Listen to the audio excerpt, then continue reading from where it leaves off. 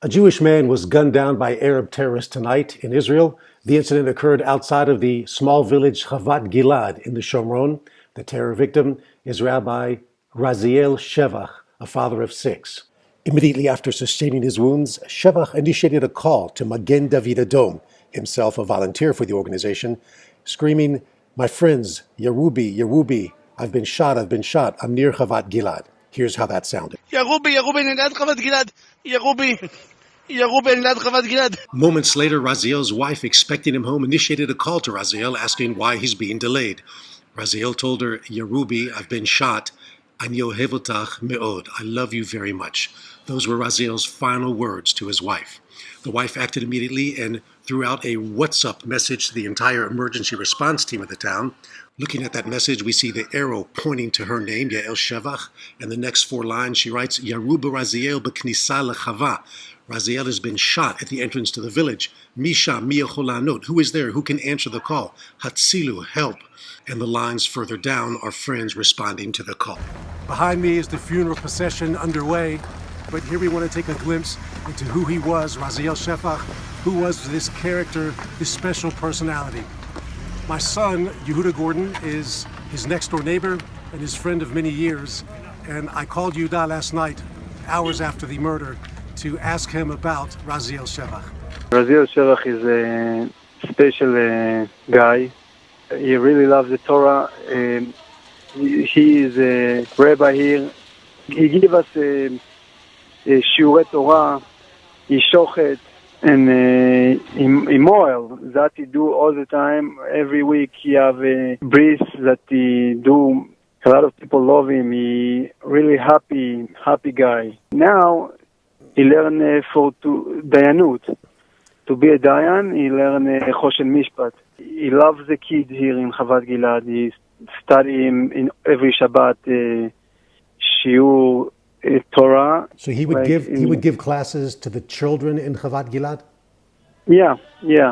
And in Chanukah, he make a big chidon for all the kids. He buy a lot of prizes for the kids from his money. Like he just give a lot of from himself.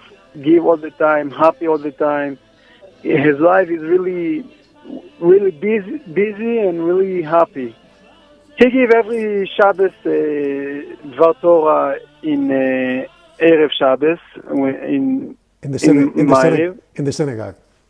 Yeah, and every Shabbos after Shacharit in the morning, he give a class with Aloch Tzurba de Rabbanan. And Shabbat afternoon before Mincha, he give to the kids some peilut. Some activities. Yeah, around the Parashat Shavua and all that. And after that, he gave us a class, nice shiur from things that we need to know. Yehuda, tomorrow morning, your children are going to wake up and you're going to have to tell them about what happened. How will you tell your children? So it's a good question. I think about that. I really don't know how to do that. I think we go to tell him exactly that the Arab kill him because he's Jewish here in Eretz Israel. I think I try to not to tell him that it's so close to us, happened so close, but I'm sure that they know because the kids talk about that and they go to school and hear all the friends that talk about that. My son Yehuda and I are standing outside of the home of Yael Shevach, the widow, and we're going to go inside to pay a condolence call and ask her if she has anything to say to her brethren, the Jews in the diaspora. אנחנו כאן בבית האבלים, סופדים ואבלים למות יקירי, בעלי היקר והאהוב והקדוש רזיאל שבח, ואנחנו עדיין נשארים כאן ומזמינים את כל יהודי העולם לבוא אלינו, לבוא לארץ, ליישב אותה. ככל שיהיו פה יותר יהודים, לא יקרו דברים כאלה יותר. פשוט צריכים להיות פה הרבה אנשים שהם מאמינים בהשם ושהם יהודים, שהם רוצים להיות כאן.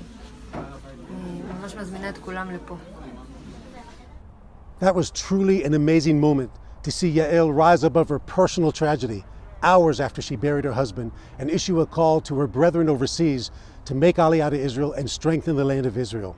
And that's in essence what's left for all of us to do. We at Beit El Institutions have opened up our 501c3, our tax-deductible organization, to enable you to do just that.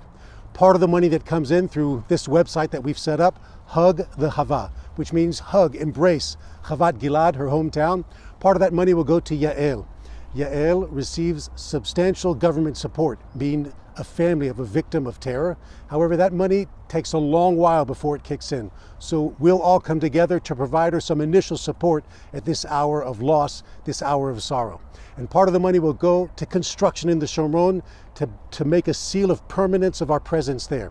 And particularly the synagogue in Chavat Gilad. The residents there want to do renovations. Here you can see the synagogue where the eulogies were held today. The exterior walls are thin and much cold air comes in the winter. They want to thicken those walls, put some insulation in there. Also, this patio here, their sukkah porch, they want to put some nice tiles down and make it a little more respectable.